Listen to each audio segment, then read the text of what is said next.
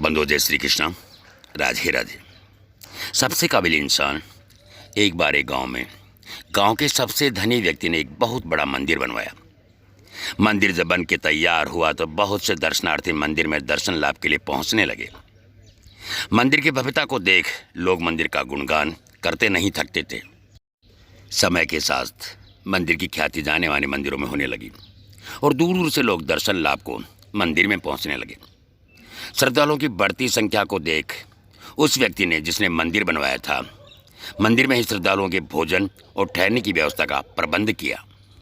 लेकिन जल्द ही उन्हें एक ऐसे व्यक्ति की आवश्यकता हुई जो मंदिर में इन सभी व्यवस्थाओं को देखरेख कर सके और मंदिर की व्यवस्था बनाए रखे। अगले ही दिन उसने मंदिर के बाहर एक व्यवस्थापक के लिए नोटिस लगा दिया।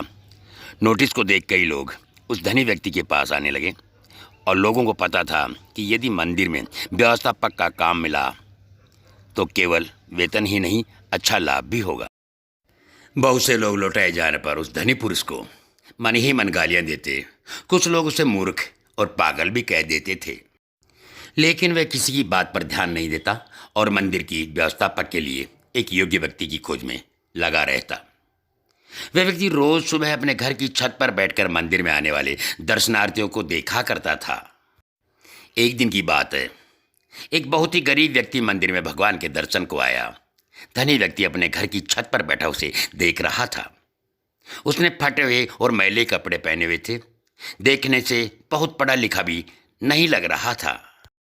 जब वह भगवान का दर्शन करने वाला व्यक्ति वापिस जाने लगा तो उस धनी व्यक्ति ने उसे अपने पास बुलाया और कहा, क्या आप इस मंदिर की व्यवस्था संभालने का काम करेंगे? धनी व्यक्ति की बात सुनकर वह काफ़ी आश्चर्य में पड़ गया और हाथ जोड़ते हुए बोला, सेठ जी, मैं तो बहुत गरीब आदमी हूँ और पढ़ा लिखा भी नहीं हूँ। इतने बड़े मंदिर का प्रबंधन मैं कैसे संभाल सकता हूँ? धनी व्यक्ति ने मुस्कुराते हुए कहा, मुझे मंदिर की व्यवस्था के लिए कोई विद्वान पुरुष नहीं चाहिए। मैं तो किसी योग्य व्यक्ति को इस मंदिर के प्रबंधन का काम सौंपना चाहता हूँ। उस व्यक्ति ने सेठ जी से कहा, लेकिन इतने सब श्रद्धालुओं में आपने मुझे ही योग्य व्यक्ति क्यों माना? उसने आश्चर्य से पूछा।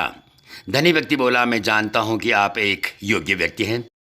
मंदिर के रास्ते में मैंने कई दिनों पहले एक ईंट का टुकड़ा गाड़ा था जिसका एक कोना ऊपर से निकल आया था। मैं कई दिनों से देख रहा था कि इस ईंट के टुकड़े से कई लोगों को ठोकर लगती थी और कई लोग उस ईंट के टुकड़े से ठोकर खा कर के गिर जाते थे, लेकिन किसी ने भी इस ईंट के टुकड़े को वहाँ से हटाने की नहीं सोची। मैं देख रहा था कि आप मजदूर से फावड़ा लेकर गए और उस टुकड़े को खोदकर वहाँ की भूमि समतल कर दी।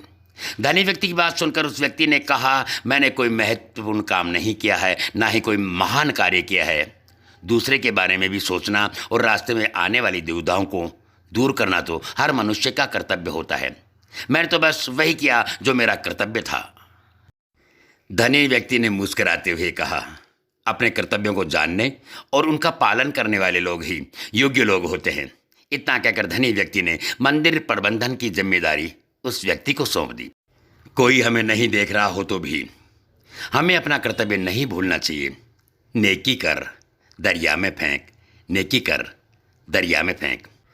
आदरणीय बंधुओं सज्जनों, ये प्रसंग, ये लेख हमें ओम श्री महाकाल ग्रुप रिंगस से प्राप्त हुआ था, जिसे फॉरवर्ड किया था राकेश जी ने। बहुत सुंदर लेख और एक मार्ग दिखाने वाला लेख।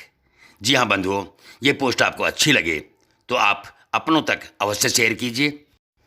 इस लेख के प्रेषक श्री श्याम सारस्वत हैं। बंधुओं, जुबानी हमारी थी अर्थात आपके पूर्णमल पारिक जवान भाई की। जय श्री कृष्णा, राधे राधे। जय श्री कृष्णा, राधे राधे।